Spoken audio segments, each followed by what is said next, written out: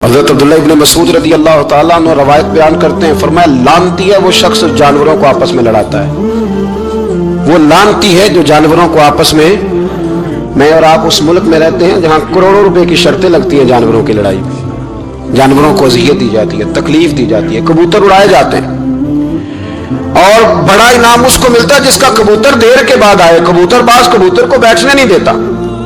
یہ حرام ہے، شریعت اسلامیہ میں حرام ہے جانوروں کا لڑانا اور ان کو ایک دوسرے کے خلاف ابھارنا حرام ہے، دین میں منع کیا گیا ہے۔ آپ جانور کو اگر پالیں گے بھی تو اس حد تک پالیں گے کہ جس حد تک اس کو کسی اذیت میں مبتلا نہ کیا جائے۔ کتوں کی لڑائی کرائی جاتی ہے، مرغوں کی لڑائی کرائی جاتی ہے، جانوروں کو اذیت پہنچتی ہے، بیلوں کی لڑائی ہوتی ہے، سینگ ٹوٹ جاتے ہیں، لہو اتنا بہتا ہے جانوروں کا کہ دیکھا نہیں جاتا، لیکن سامنے بیٹھنے والے تالیاں بجا رہے ہیں۔ یہ تو بڑے سخت دل لوگوں کے رویے، یہ جانور کا خون بہ رہا ہے اور آپ تالیاں بجا رہے ہیں۔ مرغے بیچارے کی چونچ لہو لہان ہو گئی ہے، سامنے والے نے اتنا مارا ہے اور یہاں تالیاں بج رہی ہیں کہ میرا جیت گیا ہے، بجائے اس کے کہ اس کو پٹی کی جاتی، اس کو دیکھا جاتا۔ یہ تو سنگ دل لوگوں کا کام ہے۔ ہم تو رحمت للعالمین نبی کے غلام ہیں صلی اللہ علیہ وسلم۔ ہمارے دین نے تو ہمیں یہ مزاج نہیں دیا، ہم نے تو پیار کرنا ہے، ہم نے تو محبت بانٹنی ہے، ہم نے تو خلوص پیدا کرنا ہے، ہم نے تو شفقت کرنی۔ جانور پر رحم کھایا جائے گا، اس کا خیال رکھا جائے گا۔ پھر آگے چلیے، میرے نبی پاک علیہ الصلوۃ والسلام نے جانور سے اس کے بچوں کو جدا کرنے سے منع فرمایا۔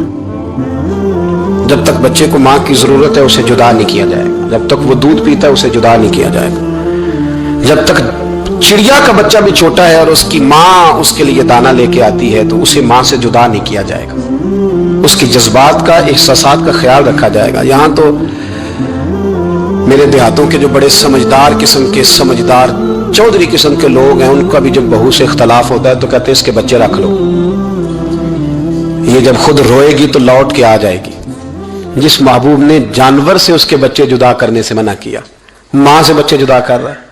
اور سیانے لوگ اور کچھ میکے بھی ایسے ہیں، میکے بھی وہ کہتے ہیں بیٹے تو آ جا اور بچے واپس کر دے، اس لیے کہ بھئی ہمارا نہیں ان سے نظام چلے گا، بچے ان کے ہیں تو تو ان کو دے۔ یا کتنا ظلم ہے۔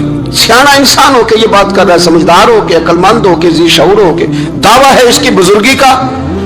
نبی رحمت علیہ السلام کے غلام حضرت ابو ہریرہ رضی اللہ تعالیٰ عنہ فرماتے ہیں، مشکات میں موجود ہے، فرمایا کہ چڑیا آئی اور آ کے میرے نبی کے کندھوں پہ بیٹھ گئی۔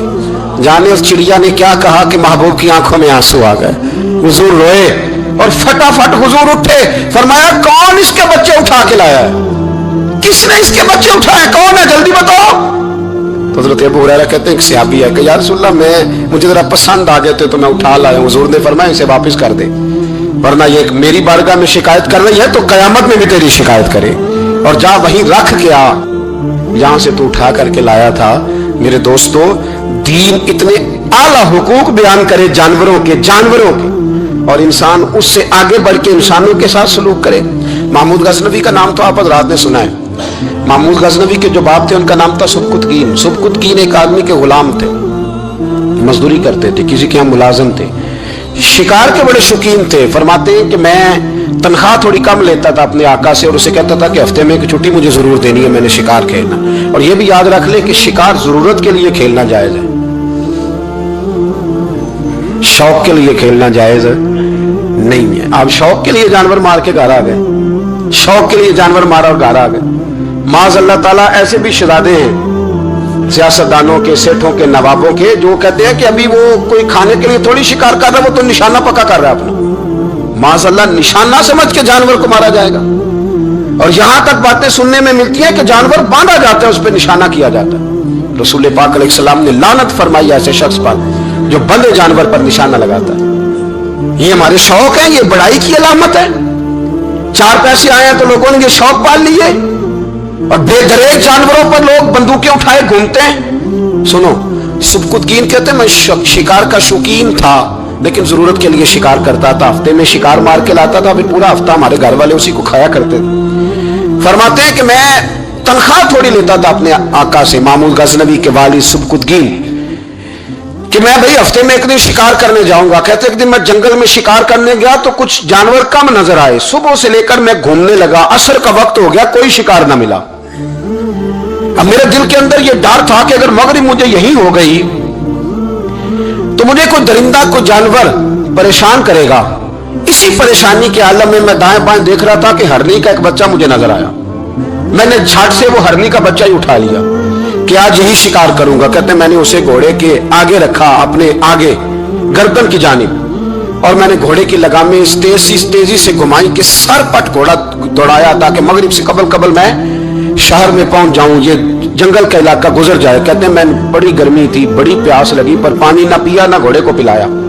سر پٹ دوڑایا اس ڈر سے کہ کہیں ایسا نہ ہو کہ میں جنگل میں مجھے شام ہو جائے. کہتے ہیں جب میں شہر سے باہر پہنچ گیا تو مغرب کا وقت بھی شروع ہو گیا. کہتے ہیں ابھی میں پہنچا ہی تھا, میں نے وہاں گھوڑے کو روکا, خود بھی پانی پیا, جانور کو بھی پلایا. کہتے ہیں ذرا میں نے آنکھ اٹھا کے دیکھا تو جس ہرنی کا میں بچہ لایا تھا وہ بھی دوڑتی ہوئی میرے پیچھے آ گئی. کہتے ہیں وہ پیچھے میرے کھڑی ہے, پتہ نہیں کہاں سے بیچاری دوڑی. میرا تو گھوڑا تھا اور میں نے تو سانس بھی نہیں لیا. 1.5 گھنٹہ 2 گھنٹے میں بھگاتا لایا اس جلدی میں کہ باہر آنا ہے. کہتے ہیں پلٹ کے دیکھا تو اس کی سانس پھولی ہوئی ہرنی کی اور للچائی نظروں سے مجھے دیکھ رہی ہے. دل کے ایک کونے سے آواز آئی کہ آج تو 2 شکار ہو گئے. بچہ تو پکڑا ہی, اس کی ماں کو بھی قابو کرتا ہوں تاکہ ڈبل شکار ہاتھ آئے گا. کہتے ہیں پھر اندر سے میرا درد بولا, اندر سے میرا رحم بولا کہ ایک ماں اپنا بچہ لینے آئی ہے اور اس طرح تو اسے تکلیف نہیں دی جا سکتی کہ اسے بلیک میل کر کے ماں کو بھی رکھ لیا جائے. کہتے ہیں جب میں نے اس ہرنی کی طرف دیکھا تو اس کی نظروں میں سوال تھا, اس کی نظروں کے اندر سوال تھا, کچھ مانگ رہی تھی. کہتے ہیں میں نے اس بچے کی پشت پر ہاتھ پھیرا, پھر میں نے بچہ چھوڑ دیا. کہتے ہیں اس نے پہلے بچے کو بازوؤں میں لیا, پھر اپنی زبان سے اپنا بچہ چاٹنے لگی. کہتے ہیں پھر وہ جب جنگل کی طرف جانے لگی تو ایک دفعہ اس نے میری طرف دیکھا, دوسری دفعہ اس نے آسمان کی طرف دیکھا. زندگی میں مجھے اتنا سکون کبھی نہیں آیا تھا جتنا آج آیا. کہتے ہیں میں گھر گیا, عشاء کی نماز پڑھی, باوضو میں بستر پہ لیٹ گیا. لوگوں میرے نصیب دیکھو, مجھے مدینے والے محبوب کا دیدار نصیب ہوا. رسول کریم علیہ السلام میری خواب میں آئے, میں رونے لگا. گھر مہک اٹھا, پھول کھلنے لگے, خوشبوئیں بکھرنے لگی. کہتے ہیں محبوب کریم تشریف لائے اور کیا خوبصورت جملہ ہے. محبوب فرمانے لگے, او سبکتگین, اگر تجھے بادشاہ بنا دیا جائے تو انسانوں کے ساتھ بھی اسی طرح رحم کرے گا نا جس طرح آج ہرنی کے ساتھ کیا ہے. اگر تجھے بادشاہ بنایا جائے تو رویہ یہی رکھے گا یا بدل جائے گا. کہتا میں رو پڑا, میں نے کہا یا رسول اللہ میں تو غلام بننے کے بھی قابل نہیں, تو بادشاہ کیسے بنوں گا. فرمایا تیری آج کی ادا بڑی پسند آئی ہے, عرش کے مالک نے تجھے بادشاہ بنانے کا فیصلہ کر لیا. تیری یہ ادا بڑی بھائی ہے, بڑی پسند آئی. فرماتے ایک ہرنی کے بچے پہ رحم کھایا تھا, رب کریم نے مجھے بادشاہی عطا فرما دی. ہم نہ سیاست سے بادشاہی لینا چاہتے ہیں, سیاستدانوں کے اپنی جیب سے اشتہار چھپوا کے بادشاہی لینا چاہتے ہیں, ڈیرا بنا کے بادشاہی لینا. نہ بادشاہی تو رحم کرنے سے ملتی, بادشاہی تو شفقت کرنے سے ملتی, بادشاہیاں تو اللہ کی مخلوق سے پیار کرنے سے ملتی. بادشاہیاں حضرت امام احمد بن حنبل رحمۃ اللہ تعالی علیہ فرماتے میں نے ماوراء النہر ایک محدث کا تذکرہ سنا کہ وہ میرے محبوب کی حدیثیں بیان کرتے ہیں, تو کہتے ہیں میں شوق علم میں ان کی بارگاہ میں پہنچا. جب میں گیا تو کتے کو کھانا کھلا رہے تھے. میں نے سلام لی تو انہوں نے جواب تو دیا پر کوئی اتنی توجہ نہیں کی میری طرف. میرے دل میں خیال آئی محدث ہیں اور کتے کے ساتھ اتنا پیار کر رہے ہیں, میری طرف دیکھا ہی نہیں. تو فرماتے ہیں وہ کتے کو کھانا کھلا کے فارغ ہوئے تو میری طرف دیکھ کے کہنے لگے احمد بن حنبل میرے علاقے میں کتے نہیں رہتے, کتے دوسرے شہر میں زیادہ پائے جاتے ہیں, یہ بھوکا تھا تو ادھر آ گیا تھا. اور تمہیں حضور علیہ السلام کی وہ حدیث تو پتہ ہوگی کہ نبی پاک نے فرمایا جو کسی کے ساتھ امید لگائے اور وہ آدمی اس کی امید پوری کرنے پر قادر ہو پھر بھی امید پوری نہ کرے تو قیامت کے دن اللہ اس کی بھی بہت ساری امیدیں پوری نہیں کرے گا, اسے سزا ملے گی. امید پوری کرنے پر قادر تھا, مجبور نہیں تھا, پر پوری نہ کی تو اسے قیامت کے دن سزا ملے گی. تو فرمایا یہ کتا امید لگا کے آیا تھا میرے گھر میں کھانے کی, تو اگر میں پوری نہ کرتا تو پھر حضور کی اس حدیث پر عمل کیسے ہوتا, اور پھر مجھے حدیثیں بیان کرنے کا مطلب کیا سمجھ میں آتا. امام احمد بن حنبل رحمۃ اللہ تعالیٰ علیہ فرماتے ہیں میں نے کہا استاد جی اجازت دے دیں. کہا کدھر آئے تھے؟ کہا حضور جس کام آیا تھا نا وہ میرا بڑا ہی اچھا ہو گیا ہے, وہ بڑا شاندار ہو گیا. جو حدیث بھی آپ نے بیان کر دی اور صرف بیان نہیں کی, آپ نے تو عمل کر کے بھی دکھا دیا ہے. آپ نے تو اس حدیث پر منوان عمل کر کے بھی دکھا دی. جانور کے ساتھ حسن سلوک کرنا, اس کے ساتھ پیار کرنا, جانوروں کا خیال رکھنا. کچھ جانور موذی ہوتے ہیں, شریعت نے انہیں مارنے کی اجازت دی ہے, इजाजत दे दिया, जो जानवर तकलीफ देता है, अजियत देता है, उसे मारा जा सकता है, उसको हटाया जा सकता है, लेकिन जानवर के हुकूक का लिहाज करना, उस पर रहम खाना, उस पर तवज्जो देना। मैं बरतानिया के एक शहर की तरफ जा रहा था तो रास्ते में ना ट्रैफिक बंद हो गई। तो आपको पता है मैप वगैरह निकल आए हैं, तो मैप से पता चल जाता है कि किस रोड पे रश ज्यादा है, किस पे रश कम है। तो मैंने अपने ड्राइवर से ये शिकवा किया कि मियाँ तुम तो कहते हो ये रास्ता साफ है, ये यहाँ तो ट्रैफिक है। कहने लगा हजरत साहब पहले नहीं थी, अभी हुई है, तो पता कर लेता हूँ। उसने नेट पर कोई चीज लगाई तो जवाब ये आया कि रोड पे ना आगे कुत्ते का एक्सीडेंट हो गया और एम्बुलेंस आ रही है कुत्ता उठाने के लिए। तो जैसे ही कुत्ता उठा के ले जाएगी ना, रोड खोल दिया जाएगा। मुझे ना शर्म आई मुझे, एहसास ने मुझे परेशान कर दिया। वो कहने लगा हजरत मैंने कोई ऐसी बात तो नहीं कर दी, आप तो परेशान हो गए। मैंने कहा यार परेशान इसलिए हुआ हूं कि काफिरों का मुल्क है, कुत्ते का एक्सीडेंट हुआ है तो एम्बुलेंस कुत्ता उठाने आ गई है। मुसलमानों के मुल्क में कुत्ता अगर रोड पे एक्सीडेंट हो जाए तो वो गाड़ी के टायरों के साथ मसला तो जाता है, पर मरे हुए को भी साइड पे कोई नहीं करता। मेरे वतन अजीज में, मेरे मुल्क के अंदर कुत्ता अगर उसका एक्सीडेंट हो गया तो टायरों के साथ ही वो जाएगा। यानी 10 देने वाला MA, BA, BBA, MSc, MPhil, PhD की डिग्री रखने वाला, मालदार, गरीब लोग तो नहीं ना गाड़ियां ड्राइव कर रहे होंगे, मालदार पढ़े लिखे लोग, वो अपने टायरों के साथ उस कुत्ते के ऊपर से गुजरेंगे, लेकिन कुछ छड़ी लेके उसको साइड पे नहीं करेंगे। और हमारे कोई फलसफे सुने तो हमसे ज्यादा अच्छा बयान ही कोई नहीं कर सकता। हमारी को लबो लहजा देखे तो हमसे ज्यादा अच्छी नसीहत करेगा कोई नहीं। लेकिन उसको एक जगह पे मैंने कहा एक संगी से कि यार जरा थोड़ा रुको, इसको साइड पे कर दो। तो कहने लगे मेन रोड पे कैसे रुके? तो मैंने कहा हेलमेट गिर जाए तो फटाफट रुक जाते हो, थैला गिर जाए ना कभी सामान वाला तो यूं करके गाड़ियां ब्लॉक कर देते हो, अगरचे वो 150 रुपए का माल क्यों ना हो, और कुत्ते की खातर नहीं नीचे उतर सकते। इसको थोड़ा सा हटाया नहीं जा सकता, लेकिन हमारे रवैये है, हमारा मिजाज है, हम इन चीजों को समझते नहीं। अमीर मिल्लत, और अगर मैं कहूं बानिए पाकिस्तान तो मैं ठीक कहूंगा। बानिए लॉर्ड था एक उस वक्त अंग्रेजों का बड़ा, पीर जमात अली शाह साहब मुहद्दिस अली पूरी भी पाकिस्तान की तहरीक चला रहे थे और कायदे आजम भी चला रहे थे। तो लॉर्ड ने कायदे आजम से कहा था कि कायदे आजम मुझे तेरी सियासत से इतना डर नहीं आता जितना जमात अली शाह के दीन से डर आता है। तो फजर का वक्त मांगने का है, तो सारी रात तो गुजर गई गेमें खेलते, टीवी देखते, और जो लेने का वक्त था तू सो गया, तो कैसे आएगा तेरे पास? तो उठे सवेरे, बंदों से मांग के देख लिया, बड़ी इज्जतें खराब हुई। फजर का वक्त उठ के झोली फैलाए। मेरे रसूल पाक अलैहिस्सलाम फरमाते, रब फरमाते जब बंदे मेरे आगे झोली फैलाते मुझे शर्म आती है, कैसे खाली वापस कर दूं? तो उसके सामने झोली फैलाए सवेरे उठ के, रिस्क में बरकत होगी। और फिर एक और बात, 5वीं बात, रिस्क में तंगी उस वक्त होती है जब हम माल गलत जगह पे खर्च करते हैं। अल्लाह माल देता है अपने फजल से, और जब हम उसे जाया करें, मिसाल देता हूं, मेरे पास एक शख्स ने आके कहा हजरत जी बच्ची की शादी है, या मेरा घर में कोई बीमार है, या बड़ी आजमाइश है, 10,000 की जरूरत है, मैंने थमा दिया उसको। फिर मुझे बाद में पता चला कि ओहो वो तो याशी कर रहा है पैसों से, वो तो चला गया कहीं घूमने और फलां होटल में, महंगे होटल में बैठ के खाना खा लिया, तो मेरे दिल पे क्या गुजरेगी उस शख्स के बारे में। बिला मिसाल और बिला तशबीह समझाने के लिए अल्लाह ने माल दिया फजल से, और अगर अयाशियों में लगा दिया। सूफिया फरमाते हैं कि अगर एक धेला तू हराम जगह पे खर्च करे ना, एक धेला, तो 1 लाख दिनार की बरकत तेरे घर से उठ जाती है। एक धेला हराम जगह पे। ये जो गवैयों पे पैसे फेंकते हो हलाल है? चले बैंड बाजा तो शादी पे आपने अपनी मर्जी से बंद करना है या बजाना है, लेकिन गवैयों पे जो पैसे फेंकते हो जायज है? बोले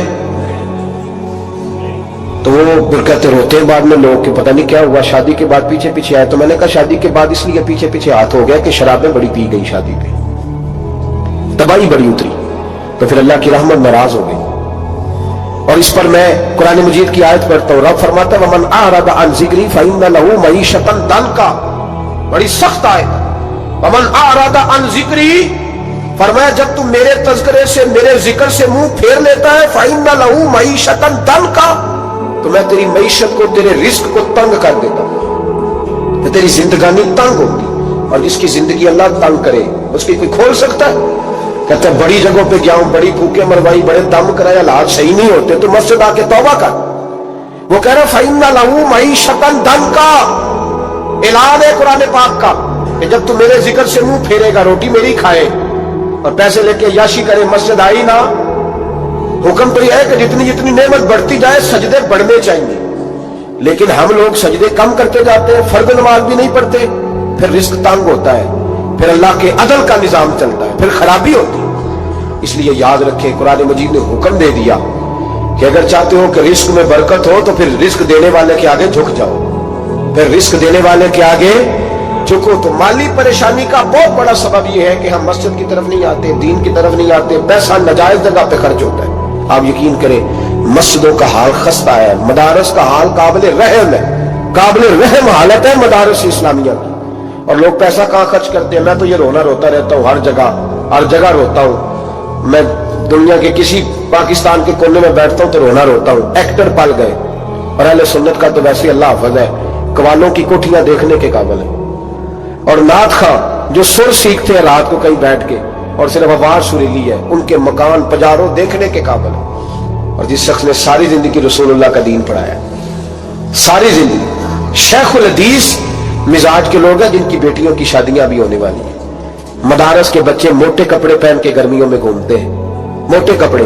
और कोई चौधरी अगर कभी देने आता है ना किसी मदरसे में पैसे, तो कहता है जी वो मैंने 50,000 रुपया खर्च करना है, तो कुछ जगह कोई काम बताए कौन सा होने वाला है। मैं क्या तू लहजा कहा रही, ये काम बताए। अब किसी इमाम की बेटी की शादी होने वाली है तो पहले तुझे जाके बताए कि वो उसको हमने खर्च करने। कहते नहीं नहीं वो मेरा एतबार नहीं, तो एतबार नहीं तो जा दौड़ जा। यहां कोई भूखे नंगे लोग बैठे, ये रसूलुल्लाह का नाम लेते हैं, और जो मुस्तफा का नाम लेते हैं रब उन्हें इतना नवाजता है कि कहीं कोई कमी बाकी नहीं रहती। वो कमाल कर देता है जब वो देता है। दरवाजा रसूल से जिसे मिलता है, मेरे आला हज़रत बोल के कौन देता है, देने को मुंह चाहिए, देने वाला है सच्चा, देने वाला है सच्चा। मैं बहुत दूर था पंजाब के कोने में, तो महफिल से फारूक हुआ तो 5-5 हजार के ना 4 नोट एक चौधरी सामने लहदा लहदा करके, इस तरह शादियों पे नहीं देते, 2000 का बखरा बखरा करना नजर आवे, उन्होंने कितने नहीं लगे कि 1000 ही दे गया, तो लहदा लहदा करके ना 4 नोट तो यूं की हज़रत साहब ये। मैंने कहा तू शायद मुझे जानता नहीं, पता नहीं मैं कौन हूं। उसने कहा क्या मतलब।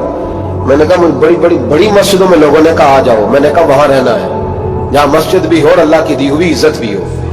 बड़े इदारों में तो बातें बड़ी सुननी पड़ती है, तो तू समझा ही नहीं हमें। तूने ये किस तरह की बात कर दी, इसको उठा के ले जा। गैरत है बड़ी चीज जहां ने तगोदौ में पहनाती है ये फक्र को ताजे सरदारा। एक साहब मुझे टेलीफोन करके कहने लगे जनाब एक टाइम चाहिए था। मैंने कहा मैंने यार सारे वक्त इत्तेफाक की बात है कि 6-6, 7-7, 8-8 महीनों कब लोग वक्त ले लेते हैं तो टाइम नहीं है। कहने लगे मेरा तो उमरा कराने भी इरादा सी मेरा तो मैंने कहा मैंने कभी ख्वाब में भी नहीं सोचा था कि मैं मदीने की इतनी हाजिरी दूंगा जितनी मेरे रब ने मुझे दिलाई है। तू मुझे कौन सी बात बताता है, ये तो मेरे रब का फजल है। मीरा दी गल ना गरीबा दी गल है, मदीने च जाना नसीबा दी गल है। तू कैसी बात बताता है कि थोड़ा सा मैं इशारा दूंगा तो शायद बंदा जो है वो फौरी तौर पे पिघल जाएगा, ऐसा मसला ही कोई नहीं। मेरे रब का तो इतना करम है कि हमने ख्वाब में भी नहीं सोचा था कि इतना नवाजेगा। तो ये लोग गलत समझते हैं। मैं अपने मदरसे के तालिब इल्मों को कहता हूँ जिंदगी में सबसे अच्छा खाना अल्लाह तुम्हें देगा, और सबसे ज्यादा अच्छा कपड़ा अल्लाह तुम्हें देगा, सबसे अच्छी गाड़ी अल्लाह तुम्हें देगा। बस एक शर्त है, सारी जिंदगी मोहम्मद अरबी के वफादार रहना, रसूलुल्लाह के निजाम से हुजूर के तरीके से कभी गद्दारी कभी ना करना। बड़ा नवाजेगा, और इतना नवाजेगा तुमने कभी सोचा भी नहीं होगा। तो याद रखें अल्लाह रिस्क में बरकत देता है, लेकिन उस वक्त जब हम अपनी जिंदगी हकीर करते हैं ना। अब जहां आने लगा हूं वहां आपको लाना चाह रहा हूं। हम पता क्या करते हैं, हाथ फैलाते हैं। बड़े बड़े रईस आज़म होकर लोग हाथ फैलाते हैं। अगर आप नाराज ना हो तो MNA ने भी इन्वेस्टर रखे होते हैं, MPA का भी इन्वेस्टर, वो भी फोन करता है कि इतने फ्लैक्स तेरे जिम्मे है, इतने तेरे जिम्मे। ये मत समझे कि मांगने वाला छोटा तबका है। यहां बड़े बड़े लोग हैं। यहां तो पुलिस अफसर भी दुकान पे आ जाए तो दुकानदार परेशान होता है कि ये मुफ्त हो रहा है, ये पैसे नहीं देगा। तो यहां मांगने के स्टाइल बड़े बड़े निराले, बड़े बड़े लोग हैं। नाराज ना होइएगा, सबकी बात नहीं कर रहा, लेकिन इल्ला माशाअल्लाह अक्सर की बात कर रहा हूं। अब मेरे नबी पाक सल्लल्लाहु अलैहि वसल्लम ने दर्स दिया, पर मैं जिंदगी में हाथ ना फैलाना, कभी भी जिंदगी में कभी भी हाथ। माली परेशानी का हल बताया। मेरे हबीब फरमाने लगे यूं ना करना, वरना फिर दोबारा सारी जिंदगी इस तरह नहीं हो सकेगा। फरमाया अपनी गुर्बतें छुपा के रख, اگر اللہ کبھی آزمائش ڈالے تو اللہ کے ساتھ بات کر، اس کے نیک بندوں کے ساتھ بات کر، کبھی بھی یوں نہ کرنا ورنہ ساری زندگی پھر تم مانگتا ہی رہے گا۔ تو یا رسول اللہ کیا کرے؟ فرمایا تو دینے کا ارادہ کر، اللہ بھی تجھے مالا مال فرما دے گا۔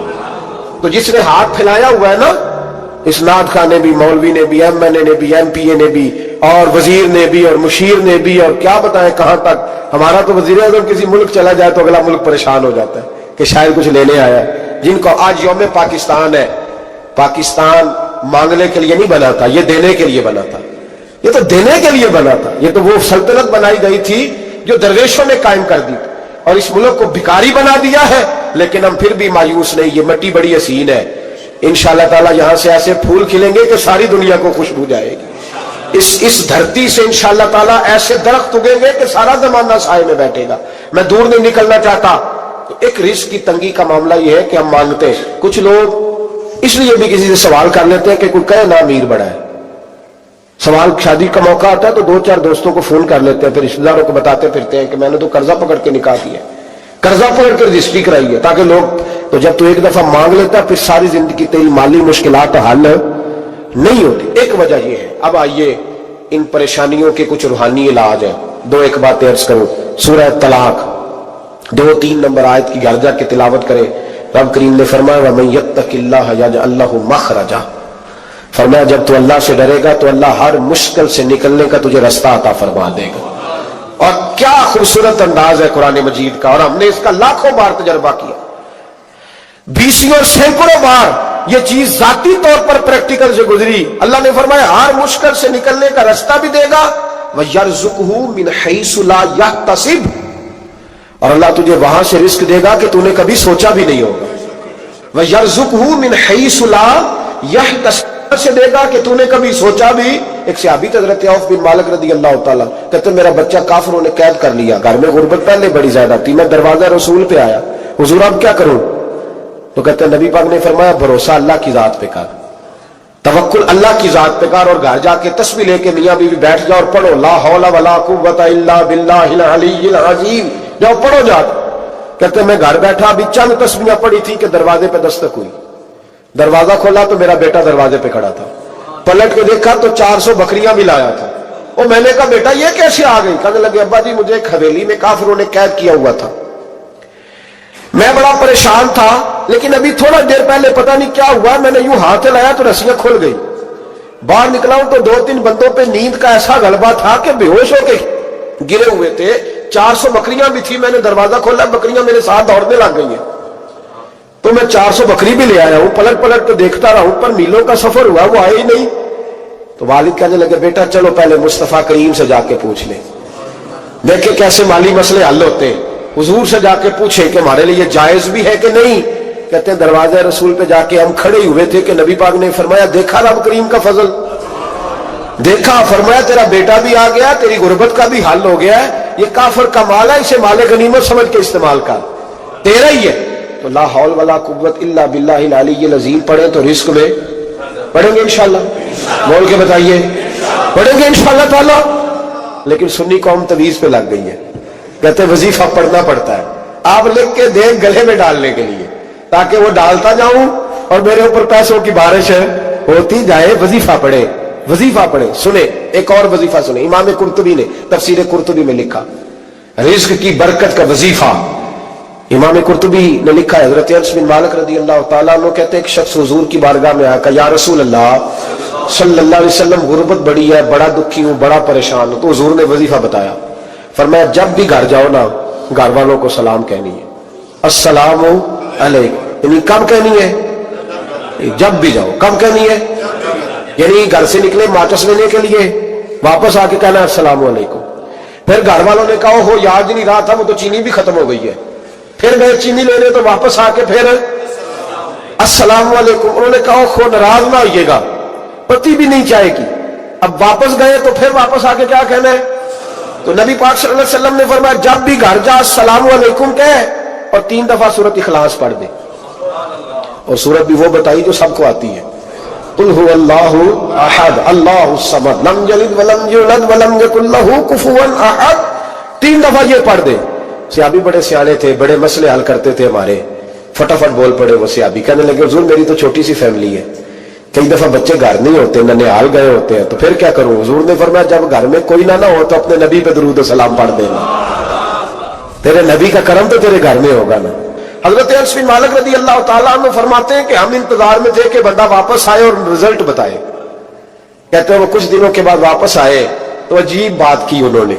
हम सायों से कई दफा बंदे की नहीं ना इतनी बनती, और कई दफा लगता है कि मेरा हाथ ऊपर ही रहे लेकिन मुझसे तगड़े ना हो जाए। कहते हैं वो आए तो नबी पाक सल्लल्लाहु अलैहि वसल्लम ने कहा क्या हाल है तेरा? तो अर्ज करने लगे या रसूल अल्लाह सल्लल्लाहु अलैहि वसल्लम वजीफा तो मैंने अपने लिए पूछा था और मेरे तो हमसाये भी अमीर हो गए। हुजूर तो मैंने अपने लिए पूछा था और मेरे दाएं बाएं वाले लोगों में बड़ी बरकत हुई है। तो मेरे महबूब मुस्कुराने लगे। हुजूर फरमाने लगे गोया बरकतें तेरे घर में जब बरसी है तो छिन छिन के उनका फैद अल्लाह ने तेरे हमसायों को भी अता फरमाया। मुश्किल तो नहीं वजीफा, क्या करना है? नहीं तो सानू आखना मुश्किल लगता मैनू, तुसी कर देना सलाम लवो, तुसी कहना बंदे असी हैं ते सलाम असी लवीए, तुसी लवो जाओ के दोबारा घर जाके क्या करना है? चले कुछ ना कुछ 55% बोले ही है माशाल्लाह। कितने क्या करेंगे? अस्सलाम, और फिर क्या पढ़ना है? सुभान अल्लाह। 3 दफा सूरत इखलास पढ़ दे, फरमाया अल्लाह बरकत पैदा कर देगा। अब सुने, एक दोस्त आए, कहने लगे हजरत जी बड़े पीरों के पास गया हूं, माली मसला हल नहीं होता। तो मैंने कहा मैं तुझे नबी पाक की बारगाह में ना ले जाऊं, पीरों के पीर के पास ना चले जाए। मैंने कहा सुन तेरा माली मसला हुजूर हल कर देते। मिशकात में हदीस है, एक सहाबी ने कहा हुजूर गुर्बत है, फरमाया रोज रात को सूरत वाक़िया पढ़, तेरे घर में फाका नहीं आएगा।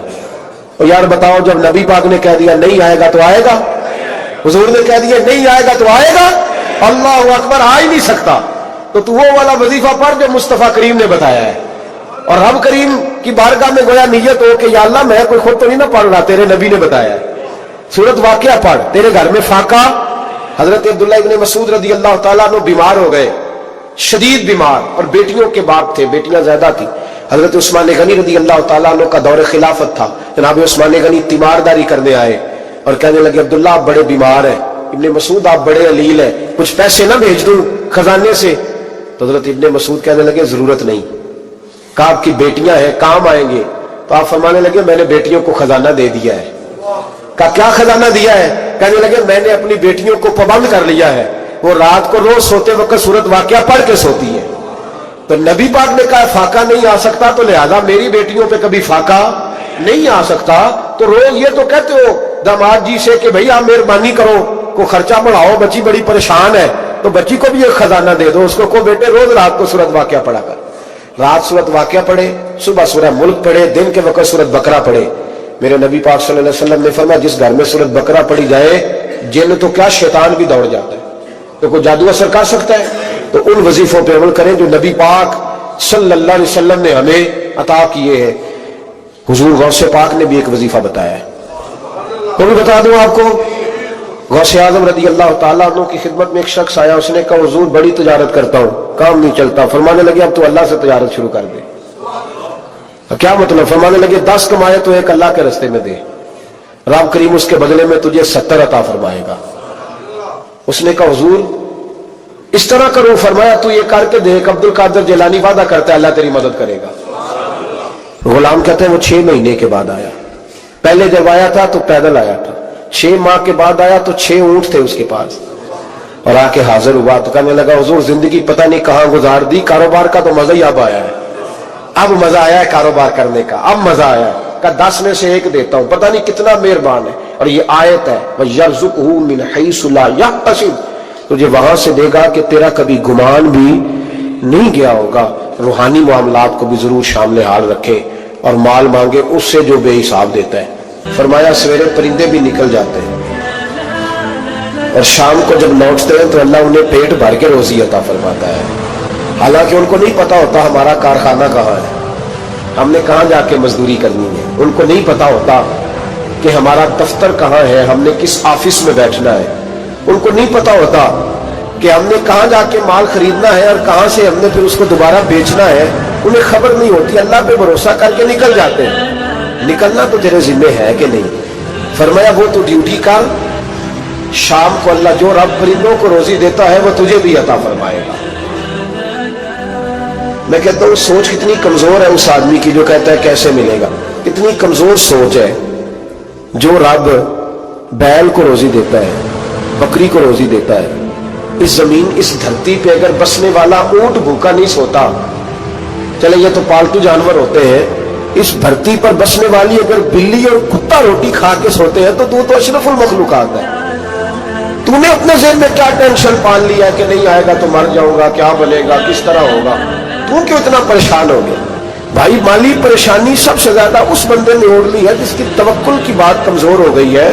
تو سیدھی توجہ اپنے رب کریم کی جانب رکھ, سیدھی توجہ اللہ کی جانب کر. رب فرماتے ہیں ذمہ تیرا نہیں, ذمہ میرا. لیکن نا تنخواہ ایک آتی ہے گھر میں, جب ایک بچہ ہوتا ہے تو تب بھی کام چلتا ہے, جب اللہ 2 بچے دے دے پھر بھی اس تنخواہ سے کام چلتا ہے, جب 3 ہو جائے پھر بھی چلتا ہے, جب 4 ہو جائے. نہیں آپ نہ بھی بولے تو بات تو صحیح ہے, بہرحال کام پھر بھی چلے. اسی تنخواہ میں سے جب بندہ بڑے بیٹے کی شادی کر کے بہو بیاہ کے لے آئے تو پھر بھی کام چلتا ہے. اور جب اس بیٹے کو اللہ بچے عطا کر دے تو اسی گھر میں, اسی آنگن میں, اسی چھت کے نیچے کام چلتا ہے. تو پھر تو مان جانا کہ چلانے والا تو نہیں, چلانے والا کوئی اور ہے. پھر تو مان جا کے چلانے والا کوئی تو اس وقت جب تنخواہ تیری لگی تھی تو کہتا تھا ابا ابھی میری شادی نہ کر, میں بیوی کو کیسے کھلاؤں گا. تو وہی شخص ہے جس کی چھت کے نیچے پہ 1.5 درجن پوتے بھی پل رہے اور گزارا ان کا بھی ہو رہا ہے. تو رزق کا ذمہ کس کا ہے؟ اللہ کا ذمہ. اب ہمیں پتہ, پہلی بات تو پریشانی اس لیے اتار دینی چاہیے کہ ذمہ ہمارا ہے ہی نہیں. اب دوسری بات یہ کہ ذمہ داری کس کی ہے؟ اللہ حکیم بھی ہے اور علیم بھی ہے. حکیم بھی ہے اور جانتا بھی ہے اور اسے پتہ بھی ہے کہ دینا کس طرح ہے. اب ہم پتہ کیا کہتے ہیں؟ کہتے ہیں وہ جو بندہ پٹاروں میں بیٹھا ہے وہاں اسے نہیں بیٹھنا چاہیے تھا, اور میرا حق تھا. تجھے زیادہ پتہ ہے کہ اللہ کو بول کے بتا نا, کس کو پتہ زیادہ ہے؟ کیوں جی؟ تو آپ اصل ٹینشن پتہ کب لگتی ہے؟ جب بندے کہتے ہیں نہیں وہ پجاروں میری تھی, میرا حق تھا. وہ جب گزرتی ہے نا پاس سے مہران کے تو مہران والا ٹینشن بڑی لیتا ہے. حالانکہ اللہ کو زیادہ پتہ ہے کہ وہ حق. ایک بات اپنے ذہن میں یاد رکھ لے, رٹ لے کہ جو میرے لیے بہتر تھا میرے رب نے مجھے دے دیا, اور بات ختم ہو گئی. بس وصل اچھا ہے نہ فراق اچھا ہے, یار جس حال میں رکھے وہی حال اچھا ہے. بس جو میرے حق میں بہتر تھا میرے رب نے مجھے. مسئلہ یہ ہے کہ تو اس پہ راضی ہونے کو تیار نہیں. حضرت علی کرم اللہ تعالیٰ وجہ الکریم نے میرے نبی پاک کی ایک حدیث بیان کی ہے, اور جناب علی جب یہ حدیث بیان کیا کرتے تھے تو حضرت مجاہد فرماتے ہیں یوں لگتا تھا کہ جیسے حضرت علی ہمیں ہر پریشانی سے نکال رہے ہیں. مولا علی شیر خدا رضی اللہ تعالیٰ عنہ فرماتے ہیں کہ مجھے میرے نبی پاک صلی اللہ علیہ وسلم نے ایک طریقہ دیا تھا ٹینشن فری ہونے کا. آپ فرماتے ہیں مجھے تو بڑا راس آیا ہے, تم بھی اگر کر لو گے تو تمہیں بھی فائدہ دے گا. کہا وہ کیا؟ حضرت علی کہنے لگے محبوب علیہ السلام نے فرمایا تھا لوگوں تم اللہ کے دیے ہوئے تھوڑے رزق پہ راضی ہو جاؤ, وہ تمہاری تھوڑی عبادت سے تم سے راضی ہو جایا کرو. وہ تم 2 نفل بھی پڑھو گے تو اللہ راضی ہو جائے گا. تم 1 رکوع بھی سویرے اٹھ کے پڑھو گے تو وہ راضی ہو جائے گا.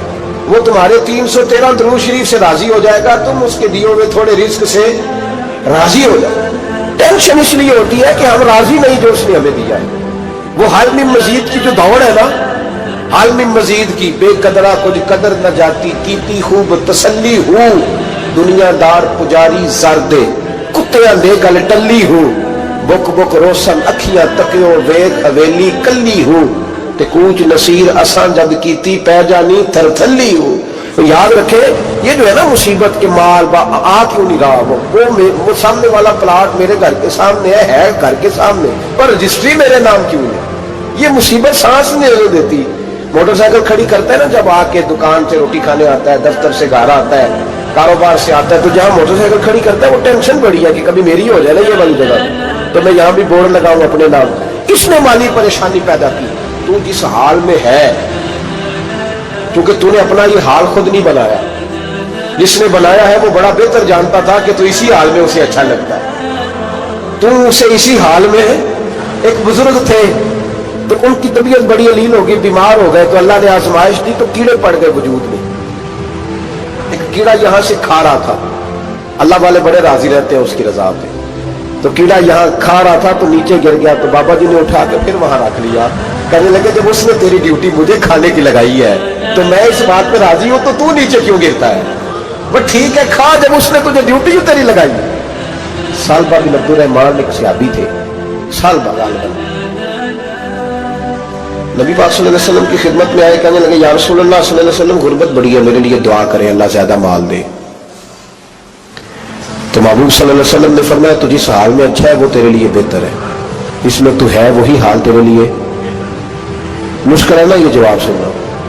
کہتے پیر صاحب فلاں جگہ سے تویز آیا، وہاں تو بارے نے آ رہے ہو گئے، تو آپ کے ہاں، تو میں کہتا ہوں یہ تویز دینے والا اگر تویز دے کے امیر بناتا ہے تو پہلے خود کیوں نہیں بنتا؟ یہ خود تو 150 کا تویز بیچ رہا ہے، اپنی بیچارے کی حالت یہ ہے، اگر اتنا ہی تویز اس کا چلتا ہوتا تو پہلے 5 جو تجاروں اس کے دروازے پہ کھڑی ہو۔ عجیب چکر ہے اور عجیب جگہ لوگ الجھ گئے، سمجھتے ہی نہیں بات کو۔ یا رسول اللہ صلی اللہ علیہ وسلم دعا کر دے، تو محبوب نے کیا فرمایا؟ فرمایا تو جس حال میں ہے نا وہ حال تیرے لیے بہتر ہے، اسی میں رہ۔ یعنی حضور دعا کرے، فرمایا سال بعد تو باز آ جا، حضور دعا کرے، فرمایا تو باز آ جا، 2-3 دفعہ کہا، ضد کی، محبوب نے فرمایا جا پھر اللہ تجھے زیادہ پیسے دے گا۔ چند بکریاں خریدی، اتنی برکت ہوئی کہ بکریوں کے ریوڑ بن گئے، پھر کچھ بکریاں بیچ کے گائے خرید لی، ان کے بھی ریوڑ ہو گئے، پھر کچھ اونٹ اونٹنیاں لے لی، ریوڑ ہی ریوڑ۔ پہلے 5 وقت مسجد میں آتے تھے، اب فجر اور عشاء رہ گئی۔ پھر مال زیادہ ہوا تو مدینے شہر میں کوئی جگہ ہی نہیں، مدینے سے باہر حویلی خریدی، پھر جمعہ ہی رہ گیا، جمعے کے جمعے آتے۔ زکوٰۃ کا حکم آیا، میرے نبی کریم علیہ السلام نے حضرت ابو ہریرہ کو بھیجا، فرمایا جا اسے کہہ تیری زکوٰۃ بنتی ہے 2.5%۔ 10 کروڑ روپیہ ہو تو کتنی زکوٰۃ بنتی؟ 1 کروڑ کی 2.5 لاکھ ہوئی نا، تو 10 کروڑ کی کتنی ہوئی؟ تو بڑی مصیبت ہے جب بینک سے میسج آتا ہے نا کہ 25 لاکھ نکل گیا تیرے اکاؤنٹ سے، بہت بڑی مصیبت، بڑی ٹینشن ہوتی ہے۔ ایک صاحب میرے پاس آئے، ان کی زمین اچانک مہنگی ہو گئی، اچانک پہلے کچھ 15-16 لاکھ کی ایکڑ زمین تھی، پھر وہ کروڑ کی ہو گئی، تو میرے پاس آئے، کہنے لگے وہ 10 کروڑ روپے بنتے ہیں تو زکوٰۃ، تو میں نے کہا آپ نے کیا کیا؟ ذری زمین پہ عشر آتا ہے، اس پہ زکوٰۃ نہیں آتی، تو آپ نے کیا کیا؟ کہنے لگے وہ کچھ سوسائٹی کے رول کے مطابق میں نے فائلیں وغیرہ لے لی ہے، اب میں نا کبھی موقع آئے گا تو ان کو بیچوں گا۔ تو میں نے کہا اب تو آپ کا یہ مال ہو گیا بزنس کا، تو اب تو اس پہ زکوٰۃ آئے گی۔